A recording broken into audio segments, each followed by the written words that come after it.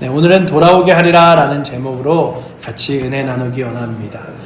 오늘 말씀에 나오는 야곱이 이제 두려운 형을 피하여 한 번도 가보지 못한 곳으로 출발합니다. 이 브에세바를 떠나 하란으로 출발하는데 여기까지의 거리가 한 1200km 정도 된다고 그래요. 짧은 동선으로 가면 800에서 1000km 이상 가야 되는 거리를 그가 이제 한 번도 가보지 못한 어머니의 권유와 이야기들로 출발을 합니다. 그리고 어머니께서는 너희 형의 화가 풀리면 이제 돌아오게 하리라 라고 말했지만 그때가 언제인지 기약도 없을 뿐만 아니라 이 야곱은 도대체 자신의 형을 이길 수 있는 힘도 없었습니다. 그러니 이제 한 번도 가보지 못한 길을 그가 걸으며 야, 나 홀로 이제 이 길 그 끝에서 하란까지는 갈 수 있을까?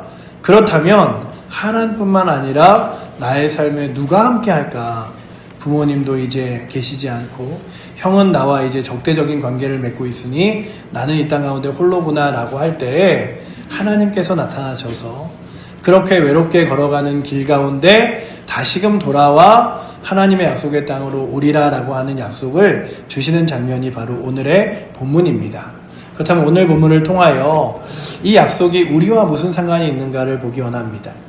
오늘도 여러분들이 교회를 오시거나 잘 익숙한 길들은 그냥 다니시지만 초행길은 내비게이션이나 이런 것 없이는 이제 가기 쉽지 않아졌죠. 요즘 스마트폰이 있어서 길을 잃을 일은 거의 없지만 그래도 가끔 여기가 맞나? 하는 순간들이 있죠. 낮에도 긴장되는데 만약 그 길에 정말 낯선 밤길이라면 아마 마음이 훨씬 더 불안해지겠죠. 초행길, 그리고 어두운 밤길. 인생도 그렇습니다. 평소에는 익숙한 길, 내가 아는 길만 걷다가 어느 날 갑자기 전혀 예상 못한 낯선 길 위에 서게 될 때가 있습니다. 직장의 문제나 가정의 형편의 문제 때문에 갑작스럽게 이사를 해야 했던 분들도 계실 것이고 또한 새로운 동네, 새로운 이웃, 새로운 교회 모든 것이 낯설고 처음부터 다시 시작해야 하는 막막함이 우리의 인생 가운데 찾아오기도 합니다. 늘 살아오던 삶이지만 이제는 어떻게 살아야 되지? 하는 불안감이 우리 가운데 몰려올 때도 있습니다. 병원에서 진단서를 받은 이후에 수술이 필요합니다. 정밀검사가 필요합니다. 라는 의사선생님의 한마디가 우리의 삶을 완전히 뒤흔들어 보기도 합니다. 나 이제 어떡하지? 이런 마음들이 들기도 하죠. 이제까지 익숙했던 내 몸, 내 건강이 갑자기 낯설어지기도 합니다. 신앙의 길도 마찬가지죠. 기도해도 응답이 더딘 것 같고 하나님이 멀리 계신 것만 같아 공허함 속에 서 있을 때가 있습니다. 야곱이 바로 그런 길을 걷고 있었어요. 한참을 걸어 이제 여기서 좀 쉬어볼까? 아무도 없는 이곳에 나 홀로 누워서 이 하룻밤을 지내볼까? 혹여나 또 악한 여러 가지 무서운 세력은 나타나지 않을까 하는 두려운 밤, 그 형의 에서의 분노를 피해 브에세바로 떠난 하란으로 가고 있었죠. 단순히 여행길이 아니라 죽을지 살지 모르는 두려운 길, 한 번도 가지 않은 미지의 길을 출발하여 가고 있었습니다. 왜 이런 길을 걸어야 했을까요? 이 길은 야곱이 형의 장자권과 축복을 속임수로 빼앗았기 때문입니다. 형은 분노했고 야곱은 도망자가 되었습니다. 그러니 이 길은 억울한 길이 아니라 자기 잘못 때문에 걸어야 하는 길이었습니다. 그 길은 무엇보다도 외로운 길이었고 해가 저물고 차갑고 딱딱한 돌을 베개 삼아 누워야 했던 고독한 밤이었습니다. 여러분의 마음속은 어땠을까 생각해보며 두려움과 불안으로 가득했을 이 야곱과 같이 여러분들도 때로는 그럴 때가 있죠. 똑같이 밤이 되었지만 이 밤은 너무나 불안하기도 하고 걱정되기도 하고 힘겨운 날들이 있습니다. 그런데 바로 그 자리에서 인생의 밑바닥이라고 여겨지던 그곳에서 하나님의 사건이 시작되는 것이 오늘의 본문입니다. 하나님은 언제나 우리가 가장 어둡고 외로운 순간에 찾아오십니다. 오늘의 말씀을 통해 낯설고 외로운 길 위에서도 하나님께서 함께 하신다. 그리고 약속의 하나님께서 결국 우리를 그 약속의 땅까지 돌아오게 하신다라고 믿으며 아멘으로 주의 약속을 받아들일 수 있는 은혜가 오늘도 이 칠보제일교회 우리 사랑하는 성도님들에게 넘치기를 축원합니다. 낯설고 외로운 길 위에도 하나님은 함께 하신다. 이게 첫 번째 우리의 약속인데요. 네, 우리 길기가 낯설고 외로운 길에도 하나님 함께 하신다 기니까 옆에 분들과 인사하시는데 하나님은 함께 하십니다. 하나님은 함께 하십니다. 네, 하나님은 우리와 함께 하시는데요. 그냥 늘 익숙하고 편한 길이 아니라 나 홀로 걸어야 되는 낯설고 외로운 길에서도 함께 하십니다. 인생의 가장 외로웠던 밤을 혹시 여러분들은 기억하십니까? 혼자 병실에 누워있던 밤, 사랑하는 사람을 잃고 울던 밤, 사업이 무너지고 집안 구석에 홀로 앉아있던 밤, 자녀가 아파서 자녀가 병원에 입원하여 내 손으로 무엇도 해줄 수 없는 그 힘겨운 밤, 바로 그 밤을 야곱도 맞이하였습니다. 야곱은 억지로 떠밀리듯이 낯선 길을 떠나야 했고 돌베개 하나 베고 삼고 누운 그 모습은 인생의 밑바닥이었습니다. 그런데 바로 그때 하나님이 찾아오셨어요. 꿈속에서 그의 땅에서 하늘까지 닿는 사닥다리를 보았습니다. 사다리가 보였는데 그게 땅에서부터 하늘까지 맞닿아 있는 거예요. 천사들이 그 위에 오르락 내리락 하며 그 꼭대기에는 하나님이 서 계셨습니다. 나 홀로 이 밤 여기만 있는 줄 알았는데 이곳에 하나님의 천사들이 있고 하나님이 함께 계셨네. 이 사다리의 의미는요, 하늘과 땅이 연결되어 있는 것입니다. 하나님이 멀리 계신 분이 아니라 언제나 우리 곁에 계시다는 뜻이고요. 하나님과 인간 사이에 끊임없이 교통과 소통이 있어서 하나님이 저 먼 발치에서 그저 우리를 바라보는 분이 아니라 내 곁에 계신 분이고 나와 함께 하시는 분이라는 약속을 보여주고 계십니다. 그리고 그 꼭대기에는 하나님이 서 계셨다는 것은 모든 길 끝에 하나님이 주권자로 계시다는 뜻이죠. 내가 지금 이 길을 처음 걷는다 하여도 이 길 끝에 그리고 이 길에 주께서 나와 동행하심을 믿으며 나아가실 수 있기를 축원합니다. 그래서 창세기 28장 15절에서는 이렇게 기록하죠. 내가 어디로 가든지 너와 함께하며 너를 지키고 너를 이끌어 이 땅으로 돌아오게 하리라. 너 어디로 가든지 걱정하지 마. 내가 너를 지킬 거야. 너 어디로 가든지 두려워하지 마. 내가 너와 함께 할 거야. 그리고 다시 돌아오지 못하면 어떡하지? 이런 걱정도 하지 마. 내가 너를 돌아오게 할 거야. 라고 말씀하시는 거예요. 여기서 중요한 단어는 어디로 가든지입니다. 조건 없이 착하게 살면, 기도 열심히 하면 라는 단서가 없습니다. 오직 내가 어디로 가든지 라고 말씀하시는 거죠. 너 어디로 가든지 내가 너와 함께 할 테니 너 나만 믿어봐 라고 말씀하시는 거예요. 그러니 오늘도 힘겹게 나 이제 이번 주를 지나 다음 주는 어떻게 지내지? 이번 한 주 어떻게 또 힘겹게 지내지? 명절은 다가오는데 내 마음은 이렇게 공허하고 힘드니 어떡하지? 라고 할 때 여러분들 마음속에 주님이 나와 함께 하신다 라고 하는 마음으로 힘을 얻으셔서 걸으시기를 축복합니다. 한 청년의 이야기를 들은 적이 있습니다.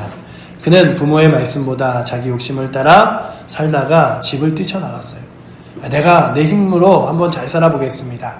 이런 거죠. 몇 년 동안 방황하며 술과 도박에 빠졌습니다. 하지만 그때조차도 하나님은 그 길 곁을 떠나지 않으셨습니다. 그의 곁을 떠나지 않으시고요. 어느 날 교통사고로 큰 수술을 받고 병상에 누워있을 때 그는 처음으로 하나님께 부르짖었습니다. 그리고 깨달았다고 합니다. 하나님이 멀리 계신 줄 알았는데 내 인생 가장 밑바닥에 나와 함께 계셨구나.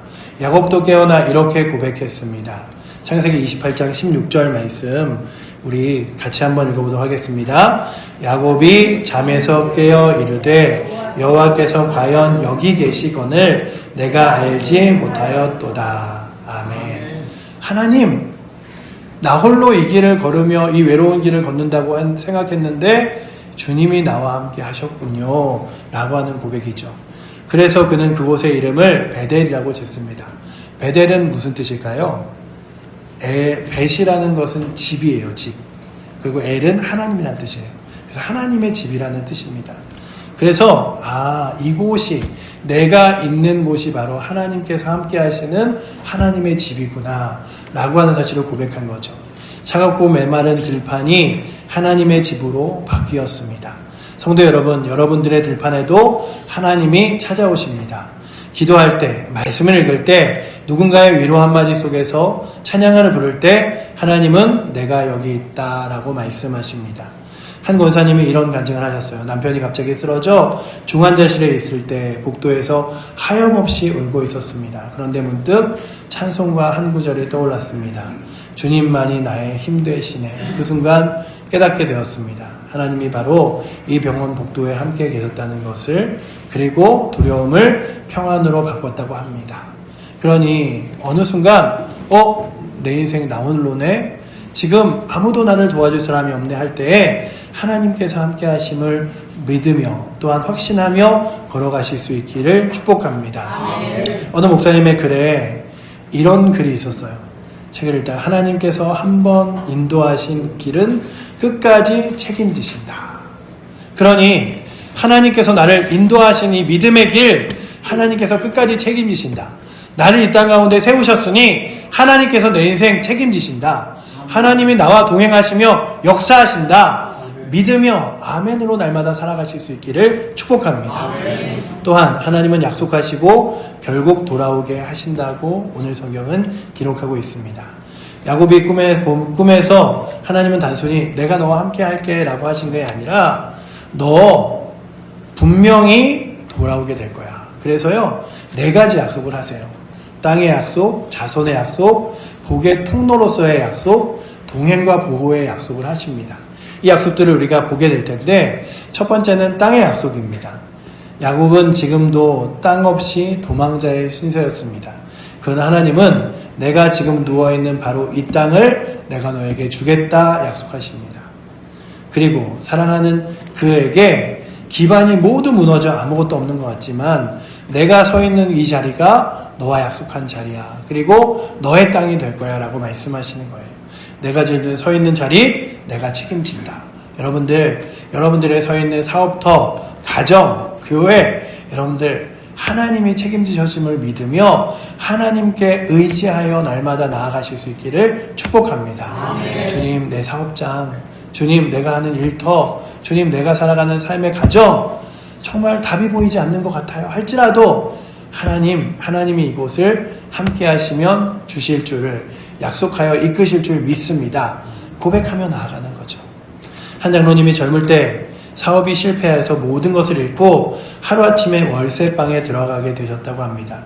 하지만 그 방에서 무릎을 꿇고 기도할 때에 하나님께서 이렇게 말씀하셨다고 해요. 지금 내가 무너진 것 같지만 다시 세워질 것이야. 그러니 걱정하지 마. 세월이 지나고 그는 다시 일어섰고 지금은 선교와 구제로 많은 교회를 섬기고 있다고 합니다. 그러니 여러분들 지금 삶이 무너져 내린 것 같아 보이십니까?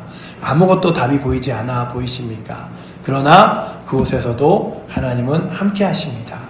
그러니 주님, 제가 무너지는 것이 아니라 주 앞에 무릎 꿇게 하시고 주 앞에 기도하게 하시며 주님과 동행함을 날마다 맛보게 하여 주시옵소서. 아멘. 또한 야곱에게 두 번째 약속은 뭐라 그랬죠? 자손의 약속이라 그랬죠. 야곱은 지금 홀로였어요. 가진 것이 아무것도 없었습니다.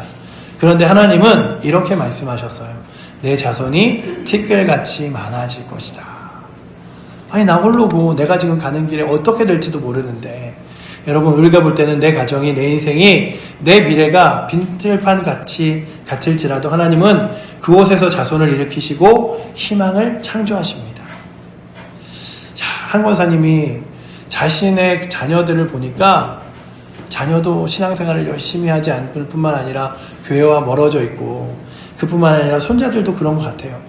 그래서 늘 우리 집안은 하나님 앞에 쓰임받지 못하겠다 하며, 하나님 그래도 우리 가정을 좀 하나님 앞에 사용되게 하여 주시옵소서 기도했대요. 그렇게 낙심하고 있을 때 그의 손자가 교회 중고등부의 수련회를 통해서 은혜 받고 목회의 길을 결단했다고 합니다. 그리고 지금은 젊은 목회자로서 귀하게 쓰임을 받고 있을 때 권사님이 이렇게 고백했다고 합니다. 내가 볼 때는 희망이 없었는데 하나님이 미래를 준비하고 계셨습니다. 그러니 여러분들 눈으로 판단하고 결론 내려 안 되겠다고 말하는 것이 아니라 내 눈앞에는 보이지 않지만 주님 의지하겠습니다. 내 눈앞엔 길이 없는 것처럼 보이지만 길을 만드시는 주님을 의지하여 믿음으로 나아가겠습니다. 고백하며 나아갈 수 있는 은혜가 우리 가운데 있기를 축원합니다. 아멘. 하나님은요, 야곱이 혼자 걸으며 이제 집으로 돌아갈 수도 없고 하란까지는 너무나 먼데 나 홀로 어떡하지라고 할 때 너 혼자가 아니야. 내가 너와 함께한 뿐만 아니라 너에게 자손들도 줄 테니 걱정하지 말고 나를 믿어봐 라고 말씀하셨어요. 그뿐 아니라 그에게 무엇을 말씀하시냐 하면 너는 복의 통로가 될 거야 라고 말씀하시며 복의 통로로서의 약속을 하십니다. 야곱에게 주신 약속은 단순히 개인적인 축복이 아닙니다. 여러분들에게도 믿음을 주신 것은 여러분들만 믿어서 하나님의 자녀가 되라고 주신 게 아니라 여러분들이 거룩한 주님의 복의 통로가 되심을 약속하신 거예요. 우리 옆에 분들과 한 번 더 인사할 때 당신은 복의 통로이십니다. 인사하겠습니다.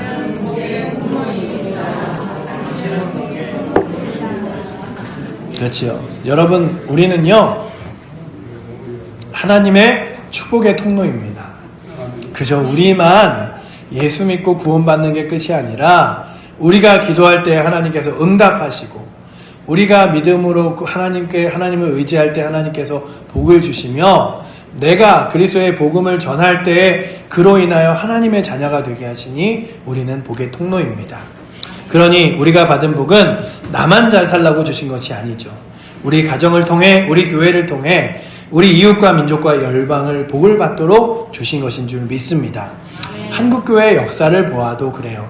1907년 평양 대부흥운동 때에 가난하고 힘든 사람들이 은혜 받고 회개하며 일어났습니다. 야, 주님, 제가 가난하지만 아무것도 없지만 주님만 의지하여 보겠습니다. 주님이 우리의 소망이며 힘이십니다. 라고 고백할 때. 그런데 그 은혜가 개인에 머무르지 않았습니다. 교회가 세워지고 학교와 병원이 세워지고 복음이 저 중국과 세계로 흘러갔음을 바라봅니다. 하나님은 언제나 복을 통로로 삼으셔서 그 믿음의 사람들을 통하여 그 복이 흐르도록 하시는 줄 믿습니다. 또한 야곱에게 이렇게 말씀하셨어요. 내가 너와 동행할 거고 너를 보호할 거야. 그러니 하나님이 나와 동행하신다 믿으며 걸어가 라고 약속하셨어요. 마지막으로 하나님께서는 15절에 내가 너와 함께 하며 내가 어디로 가든지 너를 지키며 너를 이끌어 그 땅으로 돌아오게 하리라 라고 말씀하셨죠. 그러니 이 말씀은 함께 하시며 보호하신다고 약속하는 거죠. 단순히 가라라고 끝나지 않고 돌아오게 하리라 라고 말씀하셨습니다. 그러니 출발 때부터 돌아오는 길까지 내가 너를 책임질 거야. 그것이 우리의 인생도 확신이잖아요. 내가 예수를 믿은 뒤 믿음 생활의 출발부터 저 영원한 하나님 나라까지 주께서 약속하셨구나. 그러니 이 약속을 믿는 자녀들은 하나님과 날마다 동행하며 주님 의지하며 살아가겠구나. 이런 것들을 믿게 해주시죠. 미국의 한 선교사 가정에 그 아들이 사춘기에 방황을 하며 집을 나갔대요.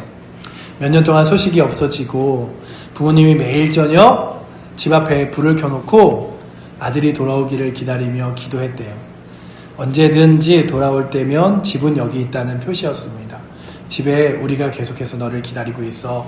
이런 표시로 집 앞에 불을 밝혀놨대요. 그러니까 그 자녀들가 어디 멀리 나갔다가 돌아올 때면 집에 불이 켜있는 것을 보고 아, 우리 부모님들이 나를 기다리구나 하는 것들을 집을 멀리 떠난 자녀에게도 보여준 거죠. 몇 년 후 아들이 돌아올 때 가장 먼저 본 것은 등불이었습니다. 우리 하나님도 바로 그런 아버지이시죠. 우리가 어디로 가든지 얼마나 멀리 떠나든지 다시 돌아오게 하시는 분인 줄 믿습니다. 아멘. 주님, 제가 주님과 너무 멀리 떠나 있어요. 주님, 제가 예전에 믿던 신앙과 제 열정과 믿음이 너무 멀어진 것 같아요. 그렇지만 주님은 너 다시 돌아올 줄 알고 있었어. 내가 너를 돌아오게 할 거야. 라고 말씀하시는 분인 줄 믿습니다. 아멘. 야곱은 정말로요, 훗날 20년이 넘는 세월이 지나서 정말로 가나안 땅으로 돌아왔습니다. 하나님은 약속을 잊지 않으시는 것이죠. 야곱의 응답은 이렇습니다. 하나님, 그렇게 하나님께서 나와 약속하신다면 저도 하나님께 이렇게 고백하겠습니다 라고 하며 베델에 서원을 합니다. 여호와께서 과연 역시 계시거늘 내가 알지 못했다고 16절에 고백하면서 그 두려워하며 이런 고백을 하죠. 이곳이 다름 아닌 하나님의 집이요 하나님의 문이다 라고 17절에 고백합니다. 그는 그곳에 돌을 세워 기념비를 삼고 그곳의 이름을 베델 하나님의 집이라 불렀습니다. 아무것도 없는 황량한 들판이 하나님의 임재하시는 곧 하나님의 집이 된 것이죠. 이 베델이라는 곳에 가보면요, 베델은요 이 바닥도 화강암처럼 이렇게 큰 돌로 되어 있는 지형이에요. 그래서 이 베델이라는 하나님의 집이라고 고백한 곳은 하나님께서 나의 반석이 되시면 결코 흔들림이 없습니다라는 고백을 하는 것과 같아요. 그러니 여러분들의 인생 가운데서 때로는 비바람이 몰아칠 때도 있고 때로는 힘겨움과 어려움이 있을 때도 있지만 주님이 나의 반석 되신다. 그리고 주님이 내 인생의 기반이 되셔서 내 기반은 결코 흔들리거나 날아갈 일이 없다 라고 믿으며 날마다 살아가실 수 있기를 축복합니다. 아멘. 우리는 늘 흔들릴 수 있어요. 우리는 늘 걱정거리와 요동과 또 두려움에 휩싸일 수 있어요. 그러나 하나님은 결코 흔들리지 않으십니다. 하나님께서 나와 함께 계셔서 내가 가는 이 길에서 나를 지키시고 인도하신다고 약속하시는 거죠.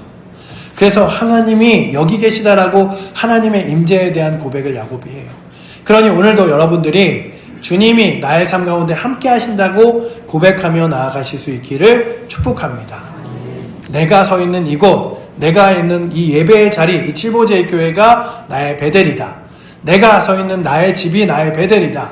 나의 일터가 나의 베델이다 믿으며 그곳을 하나님의 집으로 확신하며 날마다 주님과 동행하실 수 있기를 축복합니다. 아멘. 그래서 하나님의 임재가 여러분들의 삶 가운데 함께 하심을 고백해야 되고요.